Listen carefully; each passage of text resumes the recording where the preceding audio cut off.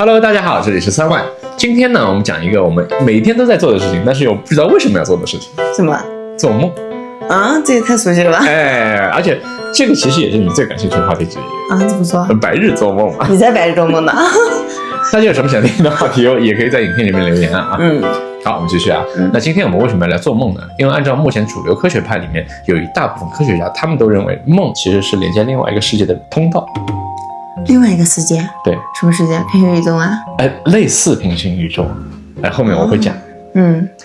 梦这个东西啊，它其实我们每天都会做，而且一梦就是8个小时。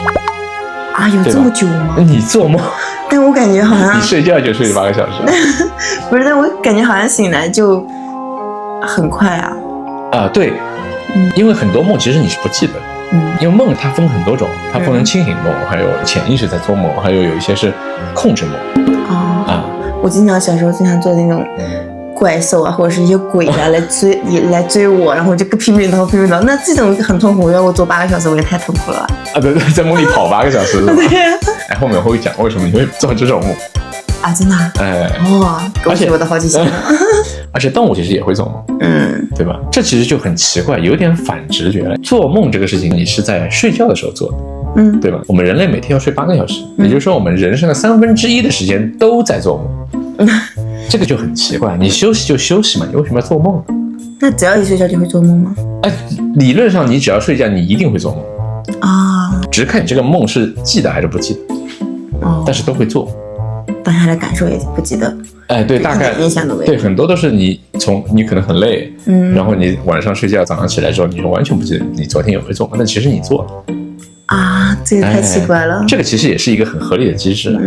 但我有时候也会就是觉得，我好像做了个什么梦，然后一觉醒来，我就要跟别人讲的时候，我发现，好像又忘记了。这个这种情况我也有过。有过啊？是的，而且其实你刚才说的这种，有一些人他把这种事情记住了，然后然后这种事情可能就是预知梦。就像我们之前有一篇说即视感的影片里面有说到龙叔恋，对吧？他其实每次都会在做梦的时候梦见一些未来的场景。那我梦到过丧尸相关的我知道是丧尸相关的，但我醒来我就不记得。那如果是未知梦的话，那也太恐怖了吗？这个就不是预知梦，这个就是今天不是这个就是我们今天要讲的东西，我待会儿就会跟你讲。好，关于梦境古代其实也有很多解释，比如中国就有周公解梦，对，里面甚至有一整套系统来解释你的梦境，这个就很夸张，对吧？这有点厉害。对，按理说如果这个东西没有用的话，它不应该被流传下来。对，但是它现在确实已经流传下来。而且古代其实还有一个非常有名的典故，叫黄粱一梦。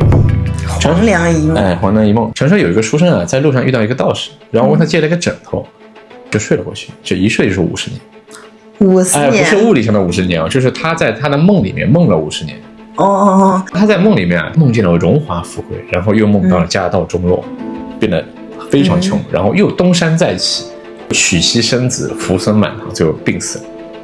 梦了一生吗？对，几乎度过了他整个人生。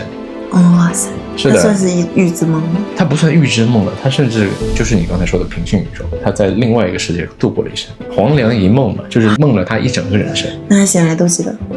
对，就是因为醒来都记得，然后他把它写成了一个典故。哇，他跟所有人说。有点厉害，这里有点厉害。是的，等他醒来以后为什么这个故事叫黄粱一梦？就是因为他当时睡着的时候旁边煮了黄粱，黄粱就是小米粥。等他醒来的时候发现还没熟这个小米粥。这么快？我天，这么快！其实，在物理意义上可能就半个小时或者几十分钟。但是他竟然梦了一生。哇！这个就非常夸张。而且包括西方的圣经其实里面也有很多关于梦境的预言和一些启示。所以梦境这个东西对于我们来说就是一个既神秘又陌生，然后又不得不相信的一个存在。但我觉得我现在挺相信的。其实对，就是每个人都相信自己的梦。好，然后就到了我们今天要说的重点了。有人对于梦境这个事情有了最新的研究进展。梦境还能怎么研究啊？他们用 AI 和脑电波扫描对38个受试者扫描了他们整个梦境。哇塞，能扫描出来？是的，他们画面呢？不行吧？就是有画面。他们扫描了这个38个受试者前15秒的画面，也就是说他们刚刚睡过去的时候，前15秒的画面是被他们扫描出来的，然后用 AI 重新绘制出来，变成一个图像。哇塞！然后等到这38个人醒了以后，他们会复述自己的梦，大概梦到了什么？一模一样。一模一样。有点厉害。是的，但是其中有一个受试者，他的梦就有点奇怪。因为他们在扫描这个人的梦的时候，有一个模糊的人影，然后这个人影跟受试者突然聊着聊着，突然看着镜头，说了一句话。虽然这句话本身没有有点恐怖呢。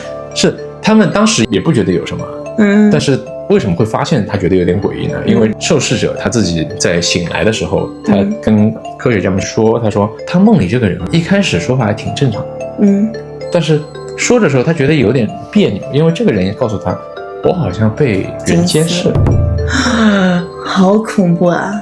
他明显就觉得这个人就是他的梦吗？这个就说不清楚了，对不对？就是这个人是谁呢？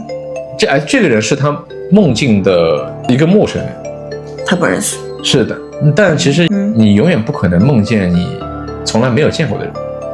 有可能擦肩而过。对，但是你有可能在生活中有见过无数人，他可能就是其中之一。但在梦里面，他们是一个很好的朋友。不对呀，那我梦见王嘉尔呀。那我没见过他呀。你没见过他，但是你见过他的图像啊，对不对？对，那就可以。我说我没见过真人呢。